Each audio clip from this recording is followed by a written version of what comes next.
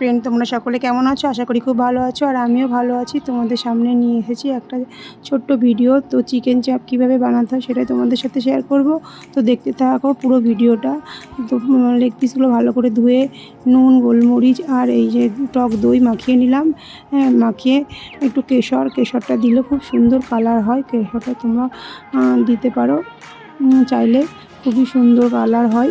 তো আর আমি এখানে আদা, রসুন, কাঁচা লঙ্কা, পেঁয়াজ সব একসাথে পেস্ট করে নেব। তো পেস্ট করে নিয়ে নিচ্ছি। দেখো কাঁচা পেঁয়াজও দিলাম পেস্ট করে 2 চামচ আমি চিকেনের মধ্যে দিয়ে দিলাম। আর একটু কেওড়া জল দেব, দিয়ে আবার ম্যারিনেট করে রাখবো সুন্দর করে। দেখো তো এই যে কেওড়া জলটা দিয়ে দিলাম, দিয়ে ভালো করে ম্যারিনেট করে কিছুক্ষণের জন্য আবার রেখে দেবো। অনেকক্ষণ যতক্ষণ ম্যারিনেট করে রাখবে তত টেস্টি হবে। কিন্তু এখানে শুকনো কড়াইয়ে আমি গোটা গরম মশলা, জিরে আর জয়িত্রী হালকা করে ভেজে নিলাম। যেমন হালকা আছে এটা ভেজে নেবে, দিয়ে শিলে এটা আমি বেটে নেব।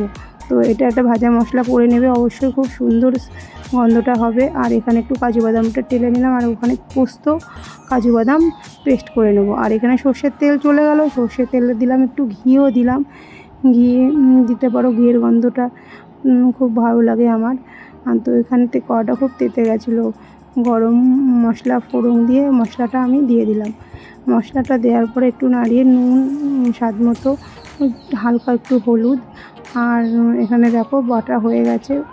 আর একটুখানি লঙ্কা গুঁড়ো, কাশ্মীরি লঙ্কা গুঁড়ো দিলাম, একটু টক দই দিলাম, দিয়ে এটা অনেকক্ষণ কুক করে নিলাম। তো কুক করে নেওয়ার পরে যতক্ষণ তেল না ছাড়বে মশলা থেকে ততক্ষণ তুমি এই কাজু বাদাম বাটাটা, এই পোস্ত বাটাটা দিয়ে দিতে হবে তোমাকে। তারপরে দিয়ে আবার কতক্ষণ কুক করলাম, এটাকে নাড়াচাড়া করে অনেকক্ষণ কুক করে নিলাম।